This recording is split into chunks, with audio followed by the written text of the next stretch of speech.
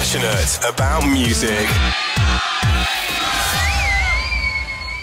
It is UK Black History Month this month, would you believe? I know. And to assist us with our inquiries, from the Met Police, DC, Tony Forsyth, from the LGBT liaison team. Oh, we love Hello. you, Tony. We love you, Tony. How are you? Very well. Very well. You all right? Yeah, we're excellent, thank you. Good.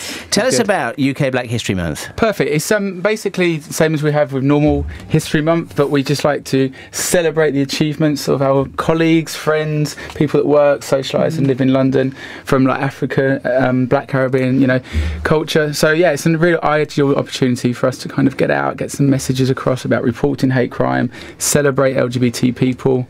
You guys do some fantastic work. Have you been busy this summer? Yeah, really busy actually. In a good way, Tony. Is it in a good way? Because when you say busy for the police, that doesn't sound very good, Neil. Go on. What sort of advice are you out there giving to people then? What we're doing, we're trying to encourage people to report crimes. We know that homophobic and transphobic crime is underreported, and we understand the reasons why people don't report stuff, whether it's because they're not out, embarrassment.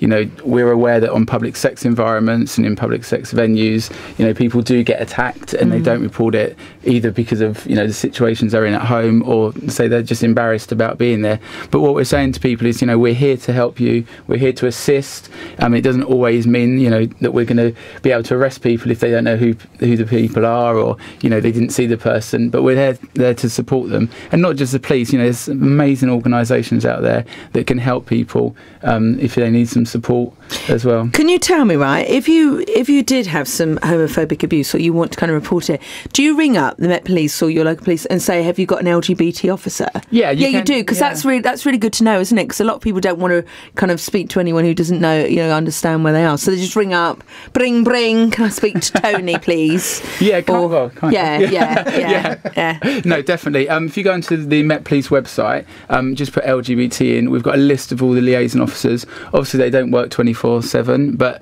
they've all got emails you can email them on. Obviously, if it's urgent, you need to dial 999. But if you need some advice, we're there to do it. You can get hold of us via the Gaydar profile, LGBT Met Police, and that actually comes to me, and I can answer any questions. And we've had some really good success with the Gaydar profile, and not just people that would call themselves as out sort of gay men, people that have a profile but are married, have children at home and stuff. So we've had really good success with that. Just remind us of that profile name. LGBT Met Police. Right, okay, so you can find that if you're on Gaydar. Go on Gaydar, just put in Met Police. Do you go in the chat rooms on that? We don't go in the chat rooms. Right. We tend to just do the one-to-one email. It's something that we're looking to do as well, which will be quite exciting as well. Would that be, because obviously there are a lot of people who will be listening to this who aren't in the London area, maybe listening in Scotland, Manchester, wherever.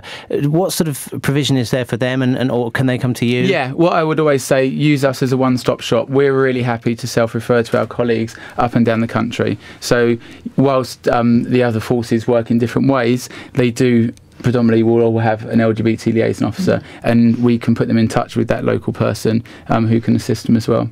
Have there been more? I mean, we were talking earlier about good news, bad news, but have you had more reports kind of lately? Because there's been a lot in the papers with poor Jamie in the States, and there's been a lot of Jamie Rodemeyer, and there's been a lot of kind of highlight on that. Have more people? Has that spurred more people on to kind of speak about it now? Yeah, I think while I always say while we're quick to celebrate a rise in reporting, I think for years the question's been asked, why are we not getting more people reporting? And I think just through confidence, through working, with you guys and other members of organisations, we are getting people reporting more now. So I'm really encouraged people are reporting more. And whilst people are reporting more, we're finding that we're arresting more of the bad people, we're convicting more of the bad people. Good.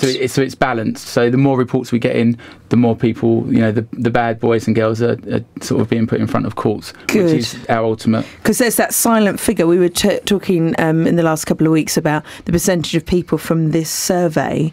Was it the ONS that came up with a survey? Yeah, 1.5% of the population is supposed to be gay. Rubbish. It's all about statistics. And you're right. If we only get a few people, as a tiny amount of hate crimes being reported, therefore there is only a tiny bit of hate crime in the public eye. The more that gets reported and more people get kind of put away for it, then it's kind of more visible, isn't it? Yeah, definitely. And, you know, we rely heavily on the press. The press will always put angles on things. And I think it's really important that when we get convictions for any homophobic or transphobic abuse, that we put that message back out to the public for reassurance, to let them know the courts take it seriously as well. And we you know, I do training for police officers, and we encourage them, you know, really push through with making sure that it's marked up as homophobic and transphobic. I think it's really important that a stamp's being put on. This isn't just an assault, you know, it's a hate crime assault. So if you're listening to this and you have been, you know, the victim of something, you know, somebody's been bullying you or whatever, what would you advise them to do right now? If they feel confident, speak to the police. You know, go onto the Met Police website, speak to us. You can email us. All the contact numbers are on there. There's non-emergency contact numbers. There's a whole list of the liaison officers for each borough, 32 boroughs. Email them. They will help you. And what if you're not confident? If you're not confident, third-party reporting sites that are scattered around London, around the UK. We've got Broken Rainbow with regards to same-sex domestic violence, if people want to report. Stop Hate UK, Gallup, Lesbian Switchboard. So many different organisations that want to help. You know, they will give us information if the person wants to, or they will remain anonymous, and they can still give them the advice. You know, we work with them so they know the things that they should be saying as well. That's kind of the main thing, isn't it? When you don't know, you want to report someone, but you're scared that it's going to turn into something big. It's great for advice as well, which is the best thing. Definitely. We're not proud about how we get the information. I'd rather know the information rather than saying, oh, they didn't come to the police, they went to a third-party reporting site. You know, we're really, really happy with that. Sure. And just give us that Gaydar profile of yours again. LGBT Met, please. Brilliant. Okay. Has it got you on the cover? Because you're very handsome. Thank you very much. Maybe they should put you on the cover of that. Okay. Thank you, Tony. Thank you. DC, Tony Forsyth from the Met Police. Thanks for coming to see us. We love it when you come and see us. Passionate about music.